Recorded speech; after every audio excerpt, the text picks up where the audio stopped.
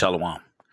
First off, I want to give all praise, glory, and honor to Yahweh, Bahashem Yahushai, Bahashem Rakakudash. Double honors to the apostles and the elders of Great Millstone.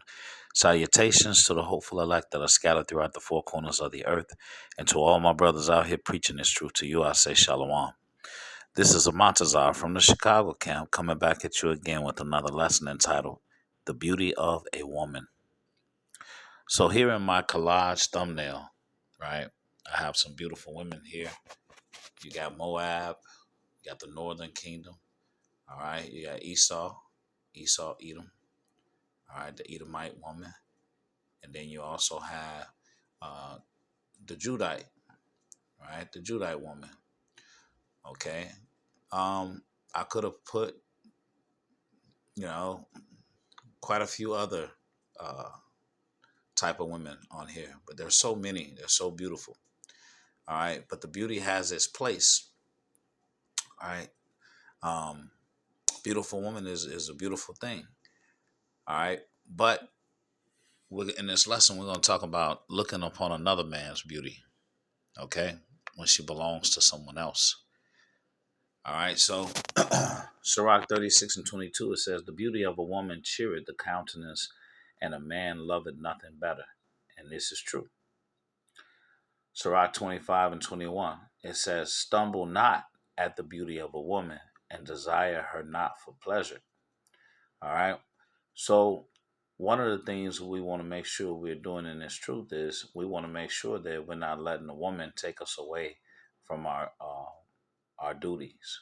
Okay, we don't let a woman change our heart towards Yahweh by Hashem Yahushai. And see, this is what happened with King Solomon. All right, in his old age, he let these women, okay, turn him from Yahweh.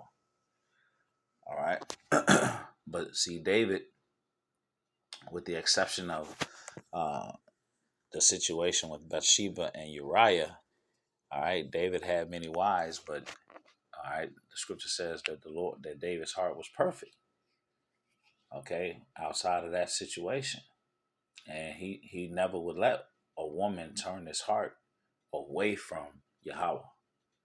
Okay, so he did have his moment of weakness. All right, this is First Ezra 4 and 23. Yea, a man taketh his sword and goeth his way to rob and to steal, to sail upon the sea and upon rivers, and looketh upon a lion and goeth in the darkness, and when he hath stolen, spoiled, and robbed, he bringeth it to his love. Wherefore a man loveth his wife better than father or mother. Yea, many there be that have run out of their wits for women, and become servants for their sakes. Many also have perished and have erred and sinned for women. Okay? All right? They have made mistakes and sinned, all right, and perished for women. All right? You got to be careful. All right? You don't want to be looking upon another man's beauty and get yourself caught up with someone else's wife. All right? This is Sirach 9 and 8. It says, turn away thine eye from a beautiful woman, and look not upon another's beauty. Okay, so ain't nothing wrong with looking at a beautiful woman, but you ain't supposed to be ogling another man's woman. All right, and that's one of the things that in this truth, all right, and in GMS, we don't bring our wives around. Okay, we don't even let that be a thing. You know, that's not a thing. We don't bring our women around like that. Okay. All right, so turn away thine eye from a beautiful woman and look not upon another's beauty. For many have been deceived by the beauty of a woman, for herewith love is kindled as a fire. Sit not at all with another man's wife, nor sit down with her in thine arms, and spend not thy money with her at the wine, lest thine heart incline unto her, and so through thy desire thou fall into destruction. So you ain't supposed to be sitting with another man's wife, all right? Having conversation, talking and shit. No, you ain't supposed to do that. And you damn sure ain't supposed to be drinking with her. Okay? Ain't nothing to talk about. This is Matthew 5:27. Ye have heard that it was said by them of old, Thou shalt not commit adultery. But I say unto you, that whosoever looketh on a woman to lust after her have committed adultery with her already in his heart. All right? And these are the words of Yahushua. Okay? Now, when he's talking about this, he's talking about a married woman. Okay? So you're ogling and fantasizing about a married woman. Okay, Jake got to control. Jake got to control himself. This is Leviticus 20:10.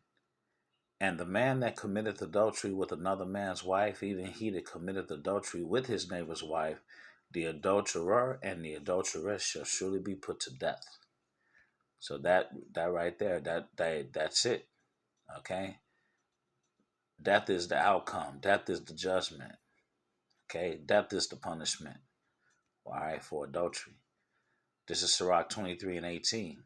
A man that breaketh wedlock, saying thus in his heart, Who seeth me? I am compassed about with darkness. The walls cover me, and nobody seeth me.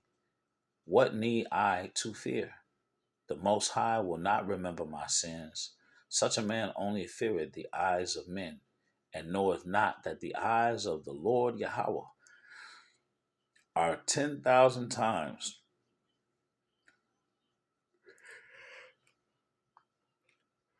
Salakia. 10,000 times brighter than the sun, beholding all the ways of men and considering the most secret parts. Okay? So, hey, the eyes of the Lord are in every place. The angels see everything. Okay? Jake's so horrible.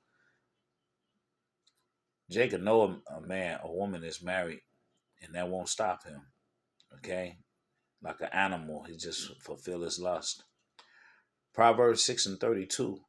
But whoso committeth adultery with a woman lacketh understanding. He that doeth it destroyeth his own soul. A wound and dishonor shall he get, and his reproach shall not be wiped away. For jealousy is the rage of a man. Therefore, he will not spare in the day of vengeance. And who brings on that vengeance? The Lord. See, when you come into this truth, you realize, number one, the issues of death belong to the Lord. All right. So when you watch on the news and you see these situations where these lovers and these secret lovers, right, and people are, guys are sleeping with other men's wives and all of that, and then next thing you know, the husband find out and he enact judgment. That's from the Lord.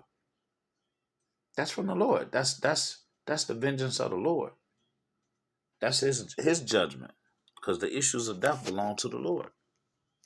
All right, you don't get away. In the Old Testament, they talk about the spirit of jealousy that come upon a man. All right, where do you think that comes from? Okay, the spirit of jealousy comes from the Lord. That's put on a man. All right, this is Proverbs 6:35. He will not regard any ransom, neither will he rest content, though thou givest many gifts. Yeah, Sirach 39:28. There be spirits that are created for vengeance, which in their fury lay on sore strokes. In the time of destruction, they pour out their force and appease the wrath of him that made them. Okay? So that judgment can happen. And you know what? It's not hard to find. It's all over the place. You see it in all the newspaper articles. Okay? Someone's always sleeping with someone's wife and getting judged for it. All right. So, in closing, this is James 1:12. Blessed is the man that endureth temptation, for when he is tried, he shall receive the crown of life, which the Lord Yahweh hath promised to them that love him. Let no man say when he is tempted, I am tempted of the Most High. For the Most High cannot be tempted with evil, neither tempted he any man. But every man is tempted when he is drawn away of his own lust and enticed, then when lust hath conceived, it bringeth forth sin, and sin, when it is finished, bringeth forth death. Okay? All right, so I always say the Lord knows exactly what he's doing, all right, when he created all these beautiful women, all right, and they're going to belong to us, all right. The men of the Lord are going to have thousands of women, thousands of wives, concubines out of this world, okay. It's all on the other side. It's all on the other side. And they're going to be pure, okay. We ain't going to have to worry about leftovers, okay. No leftovers. Only for you. All right. So the beauty of a woman, that's what we just went over. All right. You make sure that you're not looking upon another man's beauty. Okay. All right. So I pray that this lesson was edifying. Until the next one. Shalom.